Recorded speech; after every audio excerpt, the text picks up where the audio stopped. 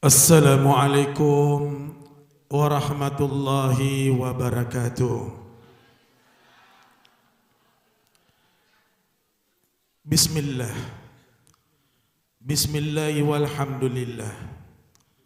Wassalatu wassalamu ala sayyidina Rasulillah wa ala alihi wa sahbihi wa man wala. La haula wala quwwata illa billah. Alhamdulillah, saya rasa bersyukur pada malam ini dapat bersama dengan jenengan semua. Tapi sebelum saya lanjutkan, ada 3 perkara yang jenengan harus manut sama saya. Pertama, saya tak ngerti bahasa Jawa. Bahasa saya bahasa Upin dan Ipin.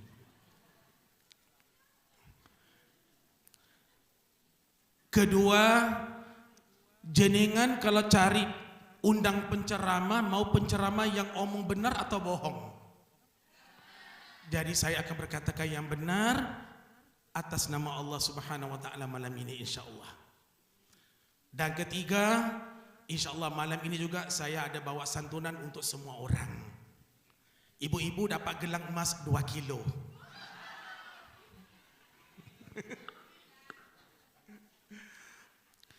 Dan tidak dapat saya sampaikan takzim kepada semua yang hadir. Kita gunakan satu gelaran untuk malam ini semua. Kita semua adalah kekasih Nabi Muhammad sallallahu alaihi wasallam dan kita semua adalah ahli syurga Allah taala. Amin ya rabbal alamin. Hadirin hadirat dirahmati Allah taala, saya buka tausiah saya dengan firman Allah Subhanahu wa taala di dalam surah Az-Zariyat ayat 55. Allah Subhanahu wa taala berfirman, "Wa dzakkir fa inna dzikra tanfa'ul mu'minin." Maksudnya berilah peringatan, beri peringatan.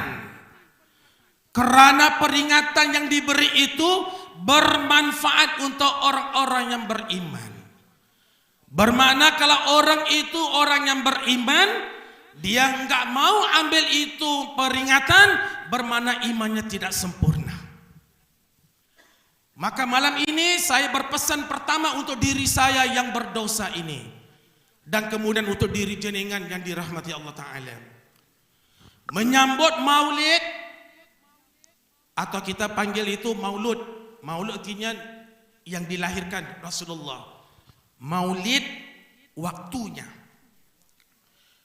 bukan hanya dengan bersalawatan. Benar, salawatan itu bagus, banyak fadilah, banyak barakah, banyak pahala. Tetapi yang paling penting sekali mencintai Nabi adalah melaksanakan apa yang dianjurkan oleh Nabi Muhammad sallallahu alaihi wasallam. Ada orang cinta Nabi di mulut aja. Ada orang cinta Nabi hanya datang karena suka, karena teman. Dulu sebelum saya datang di kawasan Kota Malang ini, saya 9 tahun berada di Gondang Legi. Dari tahun 2006 saya sudah bermain di sini. 2006 hingga 2015 saya berada di Gondang Legi. Saya berada di desa Ganjaran. Ganjaran, saya bantu pondok-pondok semualah di Brongkal, Panggeleran, Karangsuko, Banjarejo, Balerejo semua. Sehingga tahun 2016 saya dapat gaji, dapat habuan dari Allah Ta'ala. Allah beri saya istri orang Malang. Itu istri saya. Orang Singapura nikah dengan orang Jawa, orang Singapura tak ngerti bahasa Jawa. Kalau saya omong Inggris, istri saya pun nggak ngerti. Tapi kita bernikah baru bercinta. Maka sebab itu apabila kita mau cinta Nabi, kita bukan ikut manut datang ke majlis, kita wajib membuka hati kita untuk menerima Nabi sebagai Rasul yang membawa rahmah, yang dipanggil dalam Quran, wa ma arsalnaka ila rahmatan lil alamin. Itu firman Allah di dalam surah Al-Anbiya ayat 107. Allah berkata, ya Muhammad, tidaklah aku utus kau ke dunia ini hanya bawa rahmat. Rahmat itu apa? Rahmat itu kebaikan. Sesuai juga dengan firman Allah. Allah menyatakan inna rahmatallah qaribun minal muhsinin. Rahmat Allah itu dekat kepada orang yang berbuat baik. Jadi malam ini saya juga tadi terpikat dengan pemain-pemain Banjari. Hebat, jaringan hebat. Beri tepuk tangan untuk mereka semua yang bagus. Nanti kalau saya ada majlis saya bisa undang jaringan ya. Bisa enggak? Kosnya berapa? 6 juta? 10? Ini bisa lawan sama BTS Korea nih Bang. Sepatut ini yang kita banggakan. Betul tak Pak Kiai semuanya? Ustaz semuanya Pak Kiai? Ini patut kita banggakan. Anak muda kita bisa bermain dengan bagus insyaAllah. Semoga berkah di dunia dan di akhirat. Rasulullah itu diutus bukan hanya bawa tauhid. Rasulullah diutus bukan hanya untuk menyebarkan Islam, tetapi Rasulullah itu diutus sebagai idola. Maka Rasulullah diutus dalam hadis Imam Tirmizi, Nabi berkata, aku diutus untuk mencantikkan akhlak. Kalau kita lihat hadis Imam Ahmad, Rasulullah berkata, aku diutus untuk menyempurnakan akhlak. Berarti manusia akhir zaman ada akhlaknya yang tidak benar. Walaupun dia pakai sarban, walaupun dia ada kain rida, pakai gamis, ini luaran aja. Yang Allah lihat tuh di dalam, enggak ada orang tahu di dalam itu gimana. Sebagaimana Nabi sendiri yang beritahu dalam satu hadis riwayat Imam Bukhari. Hadis ini datangnya daripada Ibnu Abbas radhiyallahu anhuma. Nabi berkata, innallaha la yanzuru ala suwarikum wa amalikum, walakin yanzuru ala niyatikum wa qulubikum. Sesungguhnya Allah tidak melihat amal kamu, Allah tidak melihat rupa kamu, akan tetapi dia melihat hati kamu dan niat kamu. Bagaimana kita melaksanakan segala anjuran-anjuran kekasih kita untuk mendapatkan rahmat Allah Subhanahu wa taala. Cukup banyak anjuran Nabi. Tetapi anjuran Nabi yang paling hebat untuk saya bawa pada malam ini sesuai dengan Pondok Beras 99. Maksud 99 itu apa? Asmaul Husna, Masya Allah ya? Alhamdulillah. Mudah-mudahan semua beras yang diberi ada nama Allah Asmaul Husna. Amin ya Rabbal Alamin. Antaranya Nabi diutus Allah Ta'ala untuk menyelamatkan manusia pada ketika itu. Yang sakit Nabi baikkan, yang tidak mengerti Islam Nabi ajari, dan orang yang miskin Nabi kayakan. Maka sebab itu apabila Allah Subhanahu wa taala menurunkan firman Allah ayat di dalam surah Ali Imran ayat 92, kisah ini cukup menarik untuk kita ambil, khususnya kepada bapak-bapak yang kaya, ibu-ibu yang banyak uang, banyak barang kemasnya. Sini ibu-ibu barang kemasnya banyak ya. Berapa peti? Apabila Allah menurunkan ayat Quran di dalam surah Ali Imran ayat 92, Bada'uzu billahi minasyaitonir rajim, lan tanalul birra hatta tunfiqu mimma tuhibbun. Apabila Nabi menerima ayat ini, Nabi bacakan ayat ini kepada sahabat-sahabat, langsung semua pulang, ambil harta berikan kepada baginda Rasulullah sallallahu alaihi wasallam. Datang Utsman kasih harta, datang sahabat-sahabat yang lain, Abu Talha, datang sahabat lain, Abu Musa al-Asy'ari radhiyallahu anhum, mereka semua datang Bahkan Umar Al-Khattab juga datang menghadap Nabi, memberi semua harta kepada Nabi. Kerana ayat itu berkata, kamu umat Muhammad sekali-kali tidak akan sampai ke darjat kebaikan. Tidak akan. Kita solat, pahala. Kita solawatan, pahala. Bayangkan, kita haji umrah, berpahala. Kita tadarus, zikir, berpahala. Tapi kita belum sampai ke darjat kebaikan. Hanya berpahala aja, masih di bawah, belum naik atas. Belum naik atas. Maka Allah berkata, kamu umat Muhammad sekali-kali tidak akan berada atau sampai ke darjat kebaikan hatta sehingga tunfiku, kamu menafkahkan, tuhibbun, apa yang kamu cintai. Jadi akhir zaman ini yang lebih banyak orang cinta itu apa? Harta. Uang ringgit dalam bank 5M, 7M. Kalau mau bersedekah tidak bisa tidur malam. Pergi Jumatan aja, kelontang berjalan dia pura-pura tidur. Kelontang sudah pergi, dia bangun kembali. Ada orang seperti itu. Ada orang seperti itu. Bukan nggak ada. Kalau nggak mau beri nggak apa-apa, tak perlu berlakon jadi artis, tak perlu di dalam masjid Allah Taala. Setelah mereka datang beri pada Nabi, Nabi tanya, ya Abu Musa Al-Syari, ini apa? Ya Rasulullah, ini hartaku, ambil. Apa yang kau tinggalkan sisa untuk keluargamu? Masih ada lagi ya Rasulullah, 1/4 harta aku simpan untuk keluarga. Alhamdulillah. Datang lagi sahabat, Nabi tanya, ini apa? Harta untuk jalan Allah ya Rasulullah. Apa yang kamu tinggalkan? Ada lagi 1/7 ditinggalkan dan sebagainya. Umar pun begitu, orangnya miskin. Dan ibu-ibu, bapak-bapak, sahabat Nabi ini semua sudah confirm pasti surga. Tapi mereka masih lagi cari surga. Mereka masih lagi mencari tempat yang terbaik di sisi Allah Ta'ala. Mereka sudah confirm masuk surga. Tapi mereka baca itu ayat, mereka mengerti itu ayat. Ayat itu mengatakan kamu tidak sampai ke derajat kebaikan. Mereka bimbang, mereka tidak dapat bersama dengan Rasulullah di dalam surga. Mereka masuk surga, tapi mungkin tidak bersama dengan Rasulullah Sallallahu Alaihi Wasallam. Cinta mereka pada Rasulullah bukan pada selawat, tapi mereka mengikuti, mencontohi apa yang Nabi lakukan.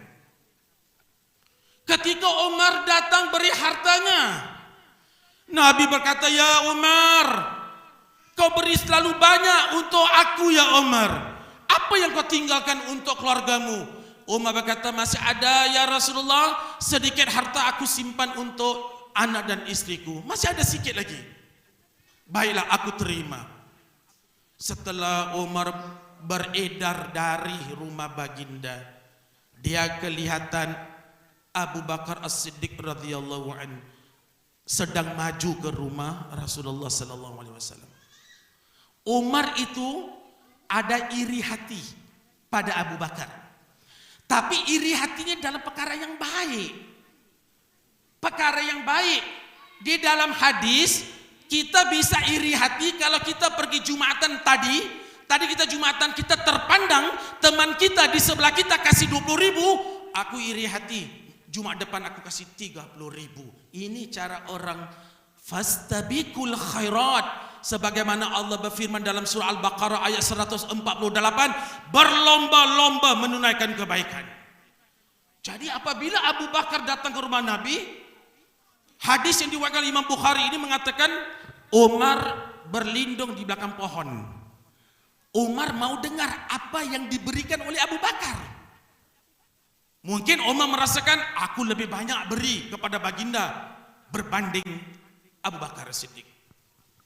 Setelah Abu Bakar As-Siddiq masuk ke dalam rumah baginda, memberikan harta beliau sesuai dengan firman Allah yang dia dengar dari baginda sendiri, surah Ali Imran ayat 92.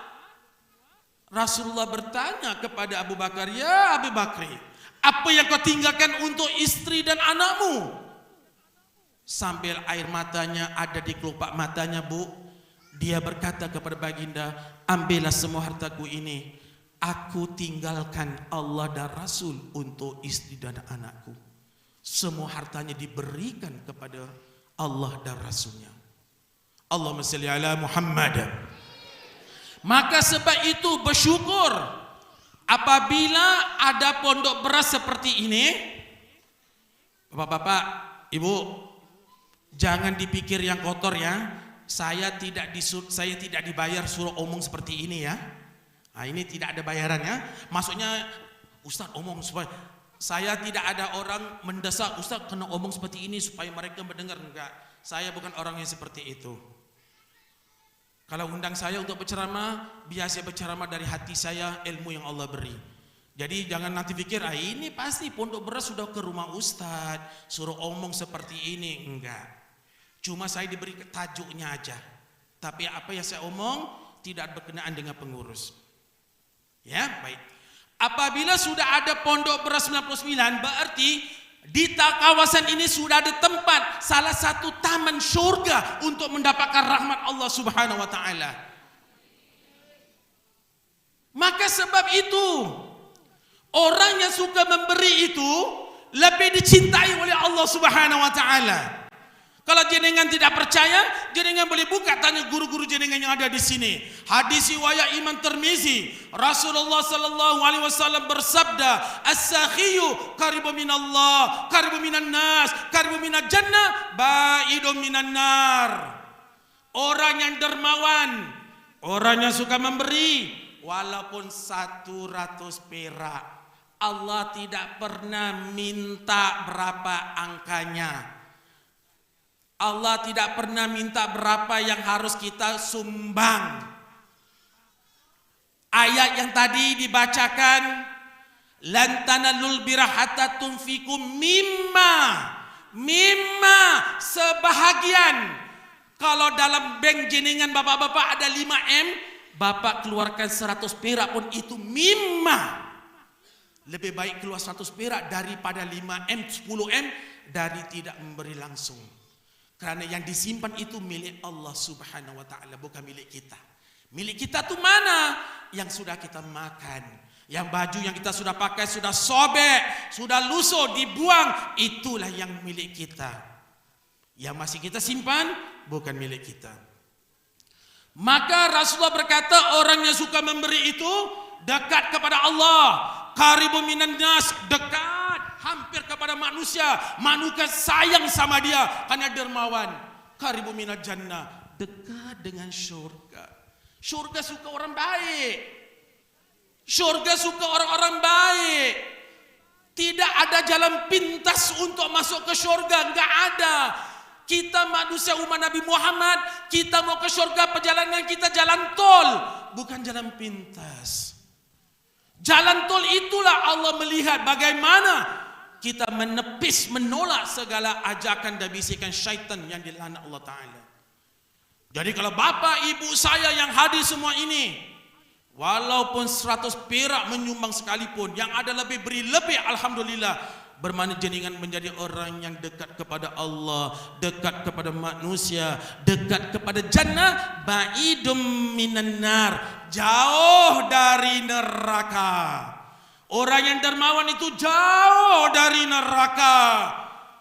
Tidak terasa neraka kalau didekatkan kepada dia, karena Allah melindungi dia, karena hartanya melindungi dia dari api neraka. Sebaliknya Nabi pernah omong, wal bakhilu, orang yang bakhil, pelit, ba'idu minallah, orang yang pelit itu jauh dari Allah. Ustaz, ada satu bapak itu dia pelit, kita tahu dia pelit, tapi dia solat. Dia solat itu kewajiban kepada Allah, tapi kedudukan diri dia itu jauh dari Allah. Karena ibadah kita bukan hanya solat, ibadah kita bukan hanya puasa, bukan hanya baca Quran, bukan hanya zakat. Karena zakat itu wajib, suka atau enggak pasti orang buat. Kita buat contoh. Berapa ramai orang yang sembahyang fardu tak buat, tidak melakukan sembahyang sunat. Begitu orang yang banyak melakukan zakat yang wajib, tapi tidak melakukan sunnah yang infak. Tak ada bedanya. Maka dengan itu Rasulullah berkata, orang yang bakhil ba'idu minallah, jauh dari Allah. Bila jauh dari Allah, Allah tidak akan cover kalau ada malapetaka. Allah tidak akan lindung dia dari penyakit, dari virus. Allah tak bantu dia kerana dia mengkhianati harta yang Allah berikan pada dia. Ba'idu minan nas, manusia sudah mula menarik diri dari dia, enggak mau duduk nongkrong sama dia karena dia orang yang pelit. Ba'idu minal jannah, jauh. Orang yang bakhil jauh dari syurga. Sehingga dalam satu hadis riwayat oleh Siti Aisyah, hadis riwayat Imam Muslim, orang-orang umat Muhammad seperti kita di akhirat yang dijauhkan dari syurga. Ibu, syurga itu bisa dihidu. Bapak, syurga itu bisa dihidu walaupun 500 tahun jauhnya. Kalau syurga dengan kita di sini 500 tahun jauhnya syurga, kita ahli syurga di sini, contoh semua ahli syurga ya. Syurganya 500 tahun, kita sudah hidu wanginya. Tetapi kalau orang yang Allah laknat, orang yang pelit, ambil itu syurga, masukkan dalam hidungnya, dia tidak dapat menghidu kewangian syurga karena Allah haramkan syurga ke atasnya. Itu bagi orang yang pelit. Dan orang yang pelit, Allah Ta'ala berkata qaribum minan nar, dia dekat dengan neraka. Maka dengan itu saya hanya menyampaikan untuk mendapatkan rahmat Allah Subhanahu wa taala. Di akhirat nanti, bapak-bapak, ibu-ibu, ada di antara kita, kita sudah tahu semua manusia dibangkitkan di atas yaumil mahsyar, berjalan menuju Allah Rabbul Jalil dalam keadaan berbogel, tidak berkhitan, ibu tidak berpakaian walau satu benang sekalipun, bapak pun sama, cahaya pun sama, kecuali orang-orang yang banyak bersedekah. Ada di antara mereka orang yang berpakaian di yaumil mahsyar. Pernah ditanya kepada Imam An-Nawawi, bagaimana orang itu bisa pakaian? Karena ketika hidupnya dia memberi pakaian kepada orang-orang yang tak punya. Bagaimana orang itu di atas yaumil mahsyar bisa makan dan minum? Kerana dia setiap di dunia masih hidup, dia senantiasa memberi makan dan minum kepada orang yang memerlukan. Maka dengan itu, tidak semua orang yang berbogel atau tidak berpakaian di akhirat, pastinya para nabi dan rasul dimuliakan Allah Ta'ala, tetapi jenengan juga bisa mendapat syurga yang terbaik di sisi Allah Subhanahu wa Ta'ala. Hadirin hadirat dirahmati Allah Ta'ala, manusia di yaumil mahsyar itu akan berdiri, ada payung. Kalau bahasa Jawa payung itu payung juga ya. Payung. Ada payungnya kecil, masih rasa kepanasannya. Ada payungnya besar, ada lagi besar, ada lagi besar, lagi besar dari kanopi ini pun ada. Kata Imam Bukhari, Nabi berkata payung itu besarnya sesuai dengan sedekah yang dia beri ketika dia hidup. Maka saya nak beritahu pada malam ini untuk diri saya. Saya rasa terpukul ketika pengurus Pondok Beras datang ke rumah saya. Saya tanya, kok ada nama Pondok Beras? Kan pondok itu pesantren nama-nama sekolah selalunya kan. Apabila diterangkan, saya rasa bersyukur ada tempat seperti ini yang mengayumi orang-orang yang tidak punya. Sebab itu kita bersyukur. Boleh tak kita sama-sama beri satu tepukan yang keras untuk pengurus Pondok Beras 99. Maka dengan itu, apabila kita memberi, ingat, apabila kita memberi, kita bukan memberi kepada orangnya, kita memberi kepada Allah Subhanahu wa Ta'ala. Allah yang menyuruh. Kita kembali kepada Al-Quran. Allah mengajak kita, wahai ibu, wahai bapak, Allah memanggil kita, Allah mengajak kita, ayo, Allah berkata, berbisnis, berniaga bersama aku. Allah Subhanahu wa Ta'ala berfirman di dalam surah Shaf ayat yang ke-10, Allah menyatakan, ya ayyuhalladzina amanu hal adullukum ala tijaratin tunjikum min azabin alim. Wahai orang-orang beriman, maukah kamu, kata Allah, aku tunjukkan kepada kamu satu perniagaan bisnis yang boleh menyelamatkan kamu dari azab neraka yang pedih. Jadi Allah sudah panggil kita dalam Quran. Cuma kita malas mau baca itu ayat, atau kita malas untuk mengaji, atau kita sok pintar. Mengaji tidak pernah, buka kitab tidak pernah, tidak berguru, tetapi bisa melakukan hukum sendiri. Ini akhir zaman. Apa perniagaan yang Allah beritahu dalam Quran? Tu'minuna billahi wa rasulihi wa tujahiduna fi sabilillah bi amwalikum wa anfusikum dzalikum khairul lakum in kuntum ta'lamun. Perniagaannya adalah beriman kepada Allah dan Rasulnya dan berjihad di jalan Allah bi amwalikum, dengan harta kamu dan jiwa kamu. Harta itu apa? Menyumbang. Harta itu apa? Uang. Harta itu apa? Beras, mie, beri makan. Apa saja yang kita keluarkan, itu berarti kita berniaga bersama Allah. Sehingga Allah berkata, zalikum khairul lakum in kuntum ta'lamun. Itu lebih baik untuk kamu semua seandainya kamu mengetahui balasan Allah di akhirat nanti. Maka dengan itu, orang-orang yang punya uang, kalau jenengan punya uang banyak, minta maaf, malam ini pulang tidur, besok tak bangun. Innalillah, meninggal aja harta ditinggalkan. Kalau zakat dia belum lunas, masalah di akhirat. Kalau keluarganya ahli waris wasiat melakukan zakatnya, alhamdulillah. Maka apabila seorang laki-laki meninggal, uangnya banyak, istri sama anak ambil semuanya. Lupa tanggung jawab kepada Allah Subhanahu wa taala. Padahal istri tak boleh dapat semua harta daripada suami. Kalau seorang suami meninggal dunia punya anak, istri cuma dapat 1/8 aja. Tak lebih dari itu, tak boleh ambil semua. Kalau dia punya anak laki-laki, alhamdulillah dia mahjub. Anak laki-laki itu menuntut semua waris yang lain. Tapi masalahnya, apakah yang si mati tadi sudah menjalankan perintah Allah? Maka kita harus sedarkan diri kita dulu pada malam ini. Bukan hanya untuk menceritakan kebaikan Rasulullah, tapi saya lebih suka kalau di mana-mana maulid saya suka mendengar ada penceramah baik di Singapura, Malaysia, di Brunei atau di Indonesia. Ada penceramah yang dapat menceritakan tentang kemarahan Nabi orang yang tidak melakukan apa yang Nabi suruh. Sepatutnya itu. Yang elok itu sudah terlalu banyak kita dengar. Yang bagus-bagus sudah banyak. Tapi yang Nabi marah itu. Pelik kepada istri. Mungkin jenengan boleh tanya guru jenengan. Ada satu hadis, Bu, Bapak. Tidak sempurna iman kita kalau kita tidur di waktu malam sedangkan tetangga kita kelaparan.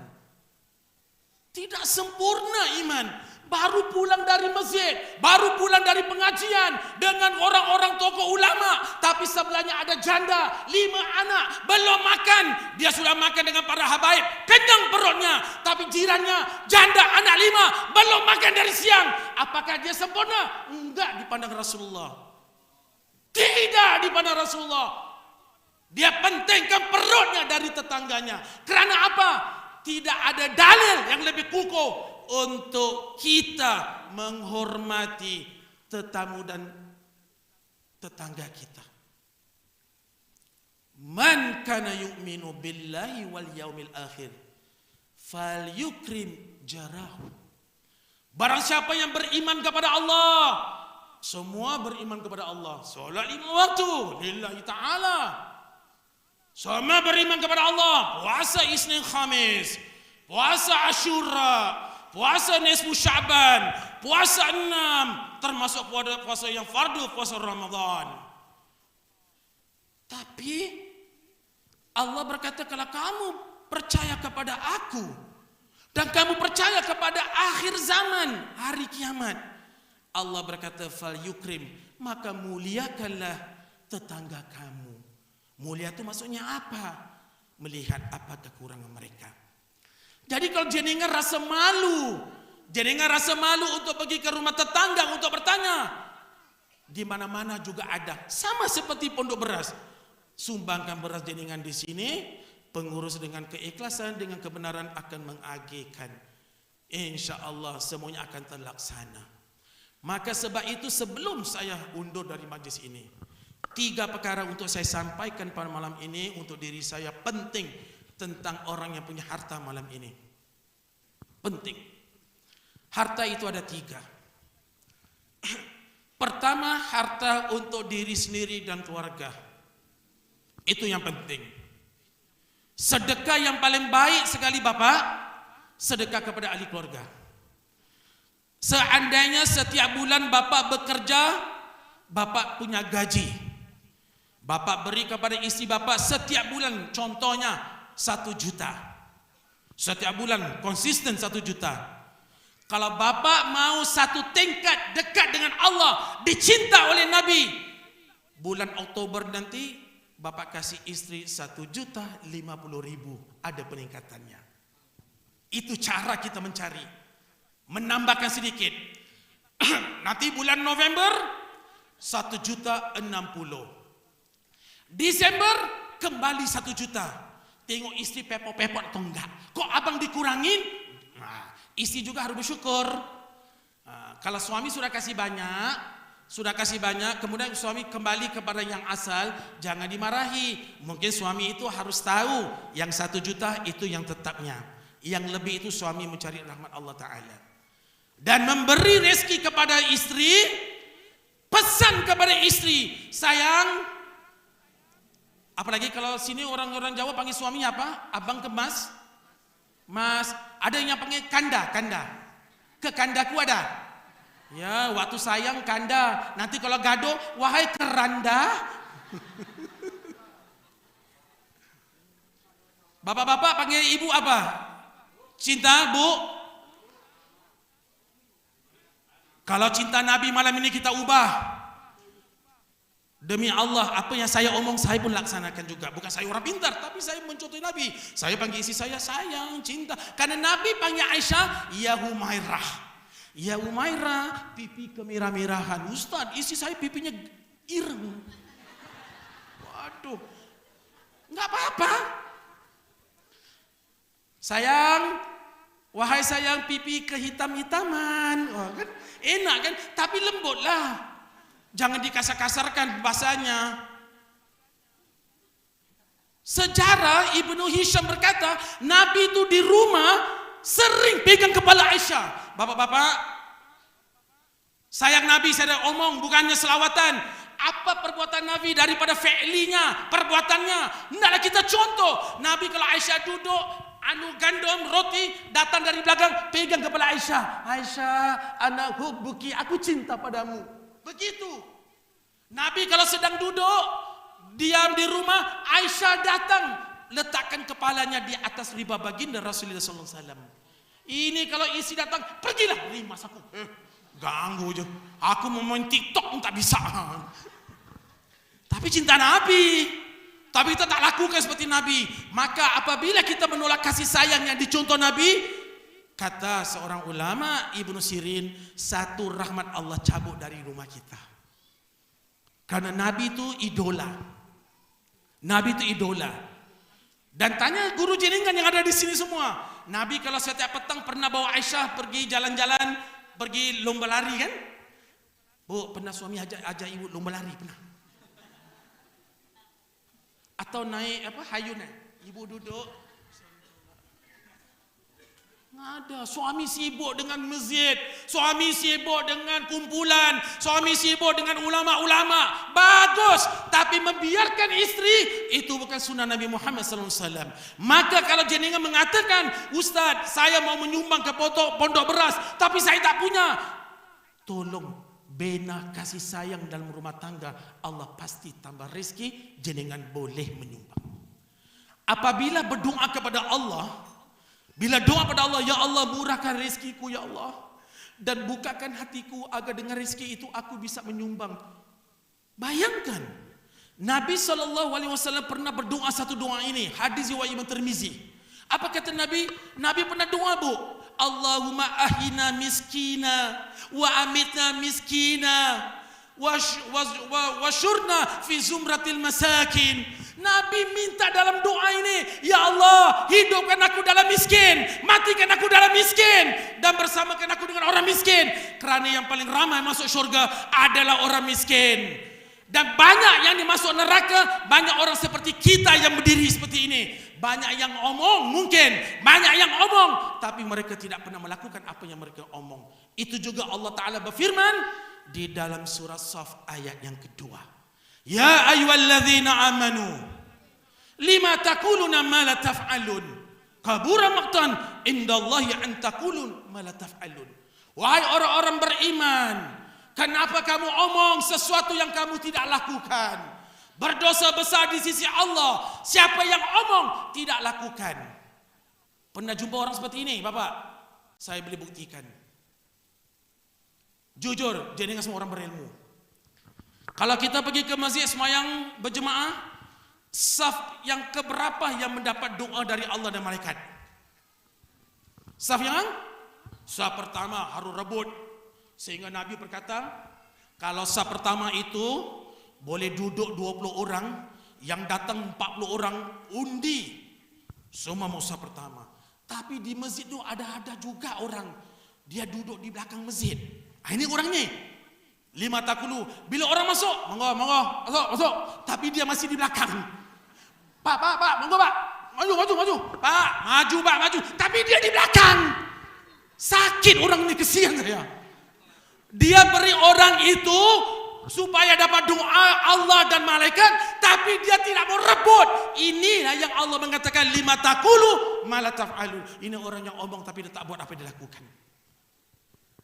Maka doa itu penting. Ad-doa mukhul ibadah. Kata Imam Ahmad, hadisnya, doa itu adalah otak ibadah. Ya Allah, seandainya rezekiku ada di sisimu, ya Allah, di atas arasmu, kau turunkanlah untuk aku sekeluarga. Dan apabila kau beri rezeki kepada aku, kau bukakan hatiku agar aku dapat menyumbang kepada orang yang memerlukan sebahagian daripada rezeki yang kau berikan. Minta.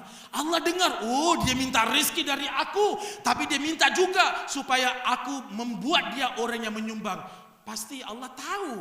Kun fayakun. Pasti Allah tahu. Allah akan menjadikan kita orang menyumbang dan Allah akan kasih kita rezeki. Itu yang pertama dengan keluarga. Kedua ialah kepada fakir miskin. Ini yang penting. Allah tu maha baik. Allah maha mengetahui. Hidup di dunia ini ada siang dan malam. Ada panas dan hujan. Ada laki-laki dan perempuan. Ada orang kaya, ada orang miskin. Ada orang sakit dan orang yang sehat. Semuanya berpasangan. Maka kerana apa Allah adakan orang miskin di dunia? Kerana mudah untuk kita mendapat syurga Allah Subhanahu wa ta'ala. Bapak-bapak yang dirahmati Allah Ta'ala, ibu-ibu sekalian, kalau ada waktu buka Al-Quran, lihat surah Al-Insan ayat yang ketiga. Apa kata Allah Subhanahu wa ta'ala? Bada'uzu billahi minasyaitonir rajim. Inna hadainahu sabil imma syakiran wa imma kafura. Allah yang menyatakan, sesungguhnya kami Allah sudah menunjuk kamu jalan yang lurus. Allah sudah beri kita jalan yang lurus. Imma syakira, terpulanglah kepada jenengan, kata Allah. Apakah kamu mau memilih jalan yang disyukuri? Wa imma kafura, atau jalan yang kufur yang Allah laknat.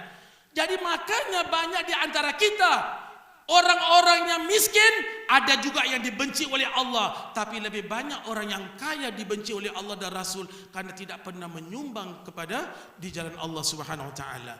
Jadi dia lebih suka jalan kufur, bimbang. Dia bimbang nanti hartanya berkurangan, dia lupa sebenarnya.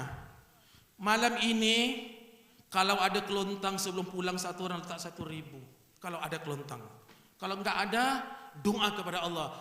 Bulan depan kalau ada majlis, ya Allah berilah aku rezeki. Aku datang ke pondok beras bawa uang. Mungkin Allah suruh jenengan bawa 5.000, ada 10, mungkin 50, ada 200, mungkin 1 juta. Wallahu a'lam. Maka sebab itu, kalau jenengan di dalam saku jenengan sekarang punya 100.000, Jenengan menyumbang 50.000, dalam saku tinggal berapa sisanya? 50.000. Tetapi di pandangan Allah, di sisi Allah bukan 50.000. Karena yang sudah diberi 50.000 itu sudah menjadi 500. Bermakna di sisi Allah jenengan ada 550.000 lagi untuk diberikan kepada jenengan. Karena apa? Karena Allah sendiri yang menyatakan man jaa bil hasanati falahu ajru amsalihha. Barang siapa datang dengan satu kebaikan, bermakna dia kasih 50.000 kebaikan, baginya pahala 10 kali lipat seumpamanya.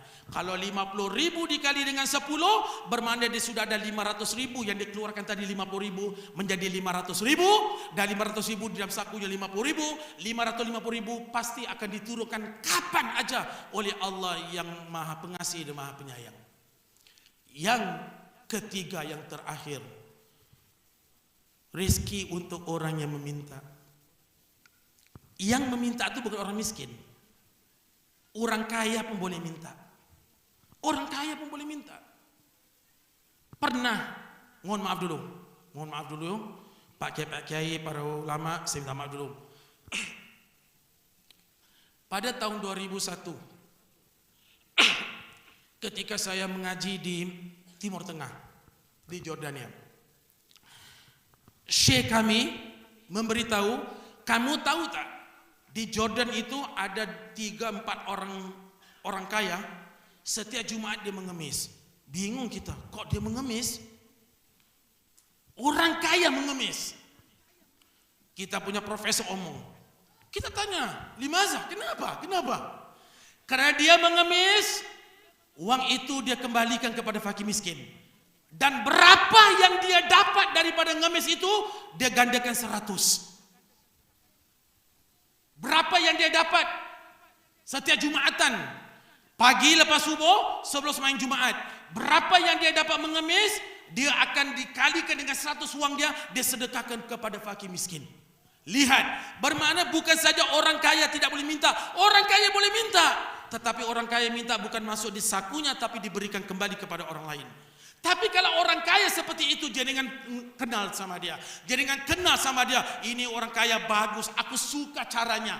Aku menyumbang kepada dia, nanti dia gandakan 100 dia beri pada orang lain.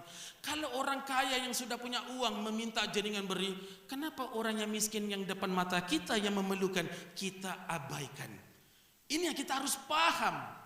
Inilah amanah yang dibawa oleh Nabi Muhammad SAW. Bapak, ibu, termasuk diri saya yang berdosa. Orang yang tidak menjalankan amanah Rasulullah, iman dia tidak sempurna. Walaupun dia mengatakan dia berzikir 50.000 kali satu hari, iman dia tidak sempurna. Saya omong, bukan zikirnya tidak diterima. Karena hadis riwayat Imam Muslim, apa kata baginda Rasulullah SAW?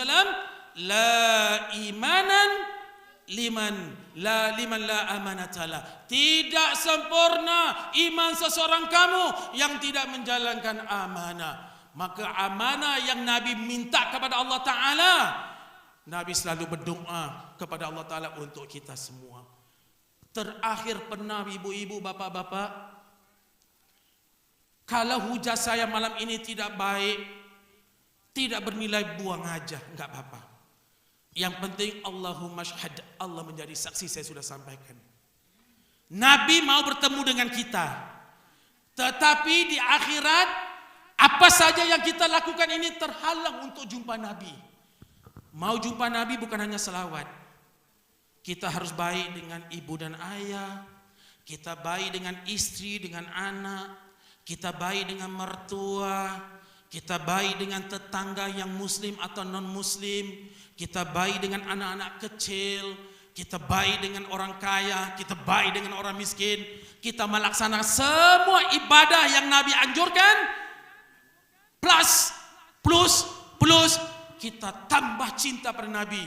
Insya Allah mungkin jenengan akan satu barisan dengan sahabat Nabi untuk masuk surga bersama Nabi Muhammad sallallahu alaihi wasallam. Hadirin mati Allah Ta'ala. Sebelum saya undur, seperti biasa dalam saya punya, kalau saya diundang ini saya ingin membawa jenengan berselawat bersama saya. Tapi selawatan saya ini bahasa Melayu. Nanti dapat merasakan sesuatu yang masuk di dalam kalbu. Jadi petugas saya akan memberikan Saya sudah sebarkan, sudah ribuan di mana-mana. Kalau digondang lagi itu semua pondok sudah diberikan. Tolong diberikan semua.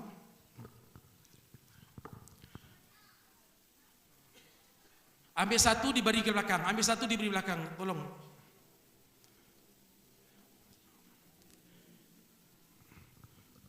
Kita baca sama-sama nanti. Tak perlu main musik, musiknya tak perlu main, ya. Kemudian insya-Allah mudah-mudahan selawat ini kita niatkan pahalanya untuk diri kita, untuk isteri, anak kita, untuk suami, untuk ibu dan ayah, untuk kalau yang belum bernikah, mudah-mudahan dapat jodoh yang baik. Dapat isteri yang cantik, kulitnya putih, pandai masak ya. Yang pasti hidungnya lubang 2. Amin. Amin. Nanti ketika kita selawat, petugas saya akan berikan santunan. Minta izin kepada pengurus. Ini adalah sedikit sumbangan daripada kami juga untuk semua yang hadir. Amin. Ya Rabbil Alamin. Sallu ala Nabi Muhammad. Sallallahu ala Muhammad. Ayo. Sallallahu alaihi wasallam. Sallallahu ala Muhammad. Sallallahu alaihi wasallam. Ya Nabi, salam alaika. Ya Rasul, salam alaika. Ya Habib, salam alaika. Salawatullah alaika. Ya Nabi, kau Rasul mulia, membawa bercahaya. Bawalah kami semua bersamamu ke alam syurga. Sallallahu ala Muhammad. Allahumma salli alaihi. Sallallahu alaihi wasallam. Sallallahu ala Muhammad. Sallallahu alaihi wasallam. Ya Nabi, namamu berkat, hadirmu membawa rahmat. Bila kau memberi syafaat, janganlah kami tak dapat. Sallallahu ala Muhammad. Ya Rasulullah, kami rindu padamu. Sallallahu alaihi wasallam. Sallallahu ala Muhammad. Sallallahu alaihi wasallam. Fali Rabbi kullu hamdin jalla ay ya surahul ad idhaba nabi wujudi al-Mustafa al-Hadi Muhammad. Ya Nabi, dengarlah kami takut azab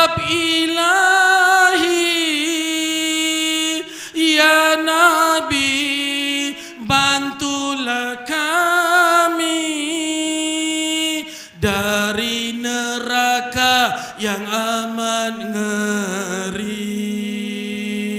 Sallallahu ala Muhammad. Sallallahu alaihi wasallam. Sallallahu ala Muhammad. Sallallahu alaihi wasallam. Ya Nabi, pandanglah kami, umat yang sering lupa diri. Ya Nabi, kami berjanji namamu tetap di hati. Ayo sekali lagi. Ya Nabi, pandanglah kami, umat yang sering lupa diri. Ya Nabi, kami berjanji namamu tetap di hati. Sallallahu ala Muhammad. Sallallahu alaihi wasallam. Sallallahu ala Muhammad. Sallallahu alaihi wasallam. Allahumma salli wa sallim wa barik alaihi wa ala alihi. Allahumma salli ala Muhammad. Al-Fatihah.